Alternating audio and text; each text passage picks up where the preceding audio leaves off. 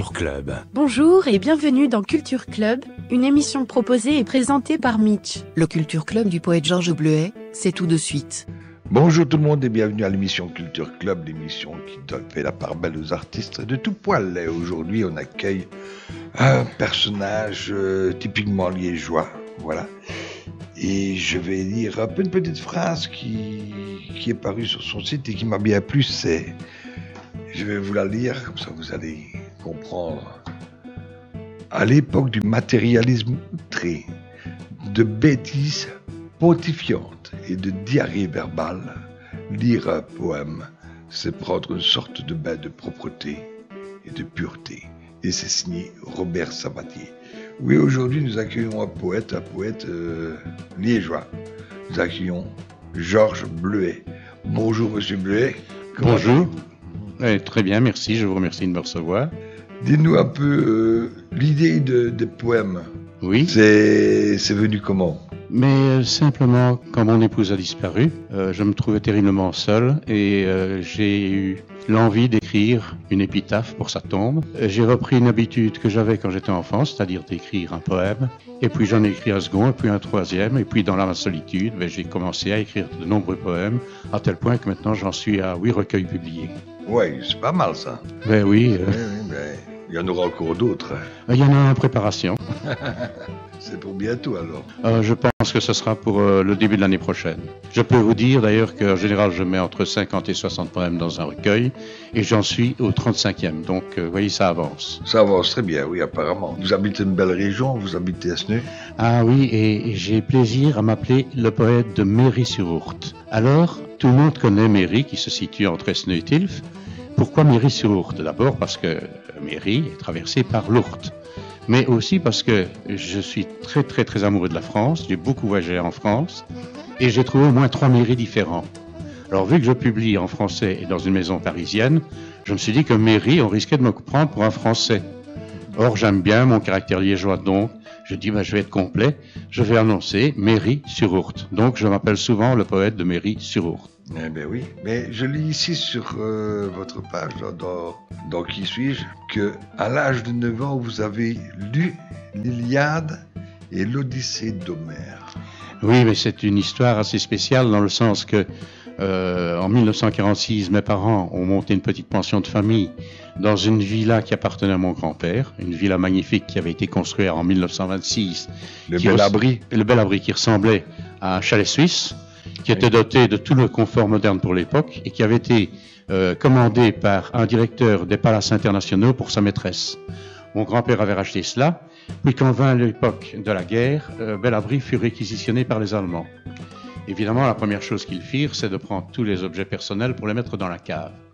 Moralité, quand à la Libération, mon père est venu habiter à Spa et a créé sa petite pension de famille, j'ai trouvé tous ces bouquins dans la cave. Donc j'ai commencé à lire, parce que j'adorais le français, j'ai commencé à lire l'Iliade en français, rassurez-vous.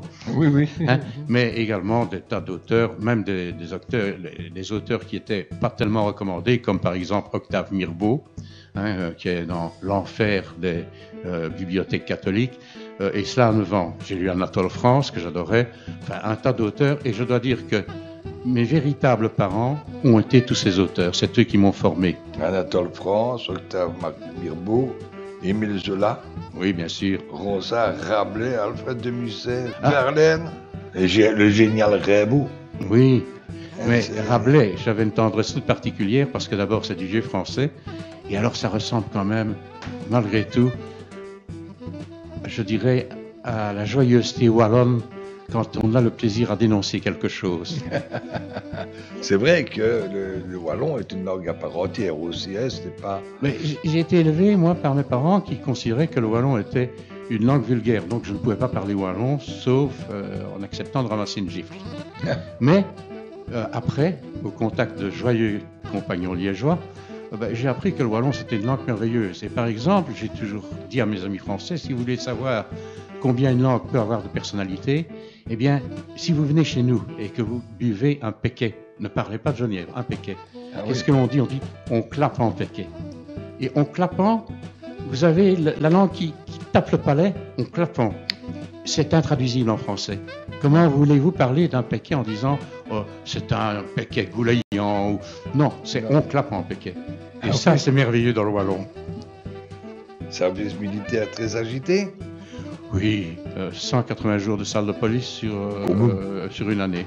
Et, excusez-moi, non, je me trompe, 180 jours d'arrêt et 8 jours de salle de police. Ce qui fait que je suis sorti 8 jours après mes compagnons. Aïe, aïe, aïe, démobilisé 8 jours après les autres. Oui. C'était pas trop dur? Non, mais écoutez, j'ai été caserné ici à Liège, à Saint-Ouen-le-Burch, à la Citadelle. Oui. Et là aussi, c'était une époque merveilleuse. Je pense que la société n'a pas tellement bien évolué parce qu'à l'époque, on faisait son service militaire. On y partait contraint, on était fâchés. Mais Oui. par contre, quand on on y était, on était dans le bain. Et alors, il y avait une ambiance merveilleuse à Liège. D'abord, il y avait des tas de petits bistrots. Et il suffisait de porter l'uniforme et d'être, comme on disait à l'époque, un milicien. Il y avait toujours quelqu'un au comptoir qui disait « Eh, fille, tu es à l'armée, t'es milicien, toi. Allez, viens, je t'offre un verre. » Ouais, et c'est comme ça qu'on ramassait des cuites mémorables sans sortir un franc. Ah oui, ça c'est vrai. Je rassure quand même les auditeurs, il s'agit pas de l'hôpital de la Citadelle, mais c'était le site militaire de la Citadelle. Oui, qui avait d'ailleurs, et beaucoup de gens l'ignorent, qui avait dans ses caves un abri anti-atomique que j'ai visité, ce qui était interdit, mais que j'ai visité, qui était vide d'ailleurs, mais c'était assez impressionnant. Évidemment, une longue carrière dans divers métiers. Je vois Polaroid, Palmal Export. Oui, j'ai une vie...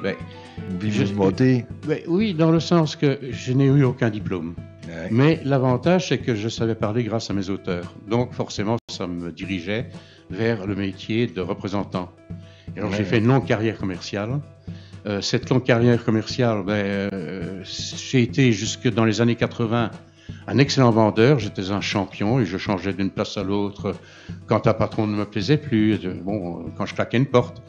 Et puis en 80, je me suis retrouvé bloqué pendant un an de chômage. Alors je me suis dit, il y a quelque chose qui ne va pas. Et je me suis rendu compte qu'il y avait eu une bascule qui s'était faite. Les usines que je visitais, avant, vous alliez visiter le service achat ou le service commercial. Et je me rappelle d'une visite que j'avais faite à la BFN ici à Herstal, qui m'avait frappé. C'est que j'ai vu démonter un panneau sur un bureau qui disait service commercial pour le remplacer par service marketing.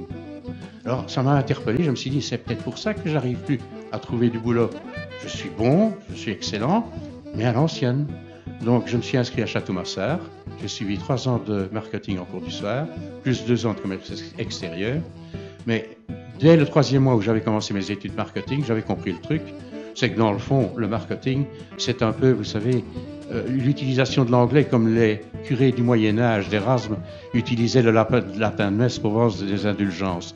Donc, au lieu de parler de vente à mes acheteurs, je parlais de sales. Au lieu de parler de points d'équilibre, je parlais de break-even points. Et je vous jure qu'à ce moment-là, ils m'écoutaient, ils étaient heureux et ils m'achetaient.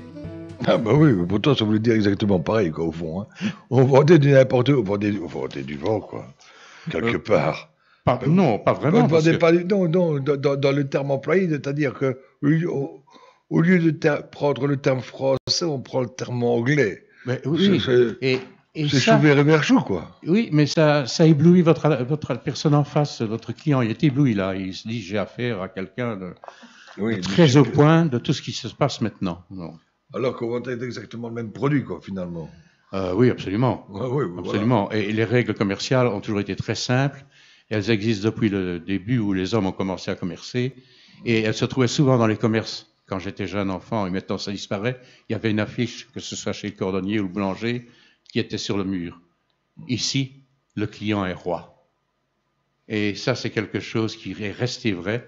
Et un bon marketing, c'est considérer le client comme s'il était un roi. Ouais. Eh bien, on va faire une petite pause, on se retrouve un peu après. Avec plaisir.